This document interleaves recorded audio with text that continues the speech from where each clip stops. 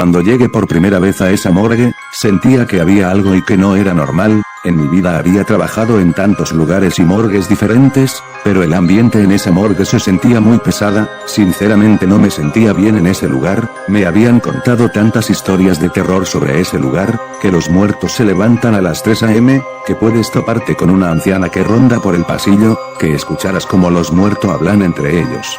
Mi primer turno en esa morgue fue la peor. Me pusieron de asistente a una chica, se veía muy distraída, casi no estuvo conmigo, siempre salía sin avisar, no hablaba mucho, me dejaba sola incluso por unas horas y cuando regresaba me decía que estaba haciendo otras cosas que no era su trabajo.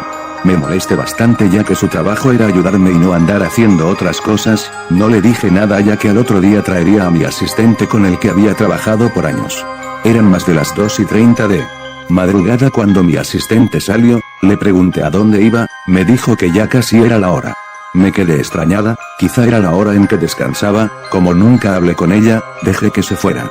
Estaba realizando el informe de una chica, cuando vi la hora, eran las 2:49 y se me vino a la mente las historias que me habían contado sobre el lugar, se me escapó un suspiro, ya estaba cansada, así que tapé el cuerpo con una sábana y me dispuse a descansar, tardé un poco en recoger mis cosas. Cuando escuché que alguien se acercaba en el pasillo, pensé que era mi asistente, pero ella nunca más apareció. Me quedé pensando en la anciana que ronda por el pasillo, me daba miedo encontrarla y es que no creía tanto en esas cosas. Pegué un brinco cuando mi reloj sonó, indicando que ya eran las 3 en punto. Sin darle importancia decidí salir de ese lugar, estaba a punto de hacerlo cuando de repente se apagaron las luces, una sensación de terror se apoderó de todo mi cuerpo, empecé a escuchar voces, risas diabólicas por todos lados, encendí la linterna de mi teléfono y lo que vi me dejó helada, todos los cuerpos permanecían sentados sobre la mesa en el que estaban, casi me desmayaba, quise salir de ese lugar pero mi cuerpo no respondía, por unos segundos me quedé observando cómo los cuerpos hablaban entre ellos.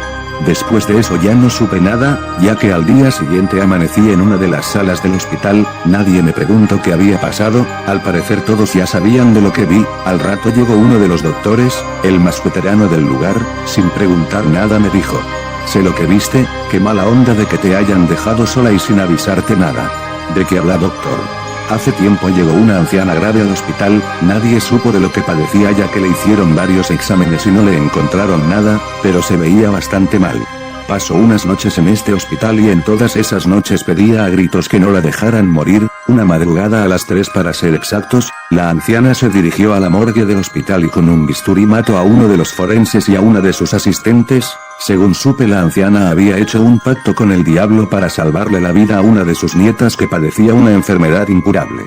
Cuando realizó el crimen la anciana ya estaba muerta y quien mató a los doctores fue el mismo diablo que utilizó el cuerpo de la anciana, por eso a las 3 el diablo viene a jugar con los muertos, haciendo que hablen, incluso hasta que se levanten. Me habían contado esas cosas pero yo no creía y la chica que me dejaron de asistente no me mencionó nada. ¿Qué chica? Aquí no hay ninguna chica de asistente, como que no era una chica distraída, me dejaba sola a veces, casi no hablaba mucho. Niña, si yo fuera tú, ya no regresaría a esa morgue, la chica que dices seguramente es la misma que mató a la anciana. No puede ser, si estuvo conmigo casi toda la noche. La morgue quedó embrujada desde ese día, ni la anciana, ni el doctor y su asistente han querido dejar este lugar. Dicho esto, el doctor salió de la sala y yo me quedé pensado en qué hacer, si seguir trabajando o no en esa morgue. Lo que vi me dejó traumada, así que ya no quise volver más.